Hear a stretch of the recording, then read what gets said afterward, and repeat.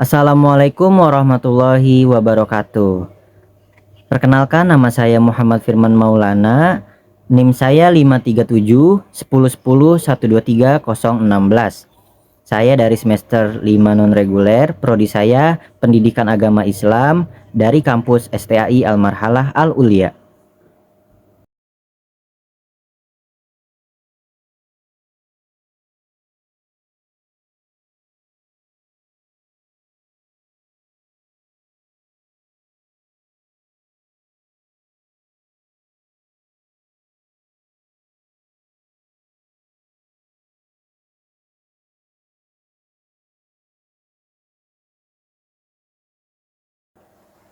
Korban dalam kasus ini saya samarkan dengan nama A, seorang siswi kelas 11 di salah satu SMA negeri di sebuah kota di Indonesia.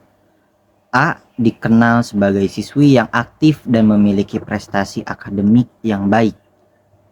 Kasus bermula ketika A dipercaya menjadi pengurus organisasi sekolah. Dalam kegiatan tersebut, A sering berinteraksi dengan seorang siswa senior yang memiliki jabatan penting dalam organisasi. Awalnya komunikasi berjalan normal dan berkaitan dengan kegiatan sekolah. Namun seiring waktu, senior tersebut mulai mengirim pesan pribadi yang membuat A merasa tidak nyaman, seperti komentar tentang fisik dan perhatian yang berlebihan. A merasa ragu untuk menolak karena pelaku memiliki posisi yang lebih tinggi dan takut berdampak pada aktivitas organisasinya.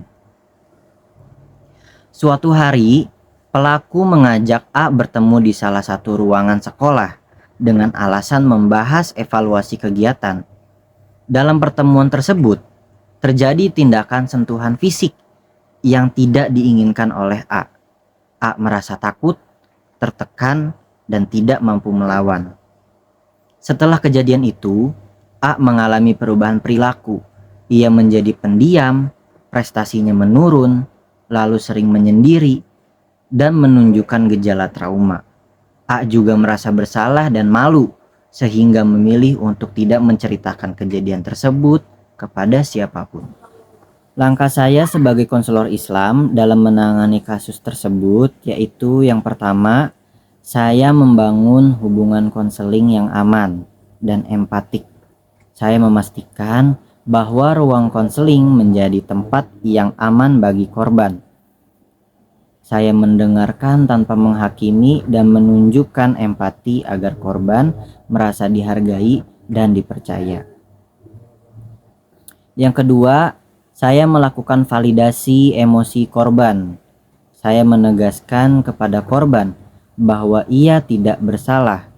Perasaan takut, sedih, dan trauma yang dialami merupakan reaksi wajar atas kejadian yang menimpanya. Ketiga, saya melakukan asesmen masalah secara menyeluruh. Saya menggali informasi terkait kondisi psikologis, sosial, dan spiritual korban tanpa memaksa guna memahami dampak kekerasan seksual yang dialaminya. Yang keempat, saya menggunakan pendekatan nilai-nilai Islam. Saya menanamkan pemahaman bahwa Islam sangat menjunjung tinggi kehormatan manusia dan melarang segala bentuk kezoliman. Saya menguatkan korban dengan nilai tawakal, sabar, dan keyakinan bahwa Allah Maha Adil. Kelima, saya membantu proses pemulihan psikologis melalui konseling berkelanjutan. Saya membantu korban mengelola trauma, membangun kembali kepercayaan diri, serta memperkuat konsep diri secara positif. Lalu yang keenam, saya menjaga kerahasiaan dan keamanan korban. Saya menjaga privasi korban secara profesional serta berkoordinasi dengan pihak sekolah dan orang tua sesuai kebutuhan dengan tetap mengutamakan keselamatan korban.